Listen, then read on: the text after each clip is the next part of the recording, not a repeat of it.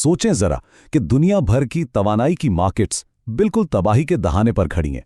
और ये कोई तसव्वुर नहीं है, यही इस वक्त हो रहा है। वजह एक ऐसा इलाकाई तनाज़ा जो पूरी आलमी मईशत को गैर मुस्तहकम करने के दर पे है। तो आज हम यही देखेंगे कि दुनिया इस खतरनाक मोड़ तक आखिर पहुंची कैसे। अब सवाल ये पैदा होता है कि मशरिक़ वुस्ता के एक झगड़े का पूरी दुनिया में तवानाई की कीमतों से भला क्या लेना देना। अच्छा, इसके आलमी असरात को समझने के लिए हमें लड़ाई से थोड़ा हटकर इसके माशी असरात पर गौर करना होगा। ये ताल्लुक़ इसलिए बहुत ज़रूरी है क्योंकि ये हमारी आलमी एनर्जी सप्लाई चेन को जो ख़तरात है उनको बिल्कुल वाज़े कर देता है। 90 से $100 यह है खाम तेल के एक बैरल की आजकल की कीमत। और कीमत में ये जो उतार चढ़ाव है, ये कोई आम मार्केट का रवैया नहीं है। नहीं, ये दरअसल उस गहरी गैर यकीनी की अक्कासी करता है जो इस बढ़ते हुए बहरान ने आलमी तवानाई की मंडियों में पैदा कर दी है।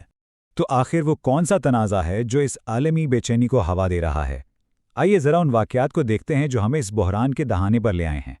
देखिए, वाक़यात बहुत तेज़ी से आगे बढ़े और ख़ित्ते को एक फैसला कुन मोड़ पर ले आए। शुरुआत हुई इसराइली फ़ज़ाई हमलों से, जिसने ईरान को बराह रास्त जवाबी कार्रवाई पर उकसाया, और फिर इसके नतीजे में अमेरिका को एक बड़ी मुदाखलत करनी पड़ी। इस तनाज़े की नौयत हैरान कुन हद तक सीधी है। इसराइल का दावा है कि वो ख़ास फ़ौजी ठिकानों को निशाना बना रहा है, जबकि ईरान ने ऑपरेशन ट्रू प्रॉमिस के तहत तल अबीब और हैफा जैसे बड़े इसराइली शहरी मराकज़ को हदफ बनाया है। और इस सब की इंसानी कीमत बहुत भारी है। इत्तलात के मुताबिक आम शहरियों और फौजी अहलकारों समेत हज़ारों अफराद अपनी जानें गंवा चुके हैं। अच्छा, अब मैदान जंग से वापस आलमी मईशत की तरफ आते हैं।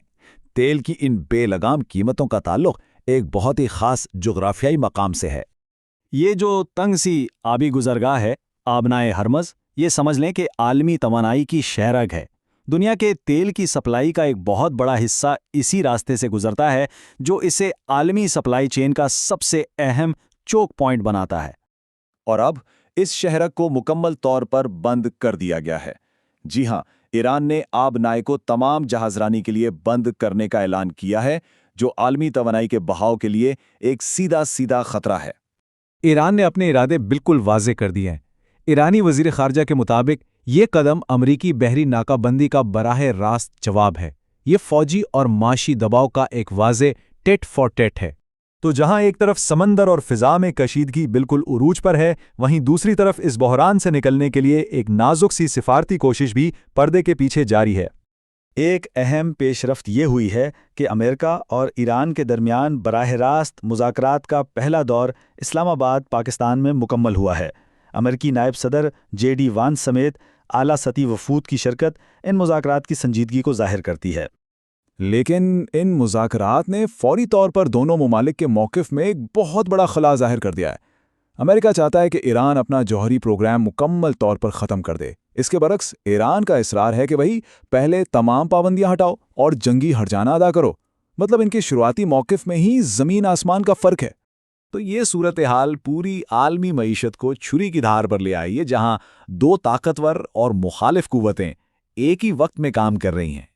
असल नुक्ता ये है, एक तरफ फौजी कार्रवाइयां बढ़ रही हैं, मिसाइल हमले, एक अहम आबी गुजरगाह की बंदिश और बढ़ती हुई हलाकतें। दूसरी तरफ जंग बंदी के लिए सिफारती कोशिशें भी हो रही हैं। ये तनाज़े और सिफारतकारी के दरमियान एक दौड़ लगी हुई है। तो आखिरी और सबसे अहम सवाल यही है कि जब पूरी आलमी मईशत दांव पर लगी हो तो फैसला कौन करेगा, बम या मुज़ाकरात?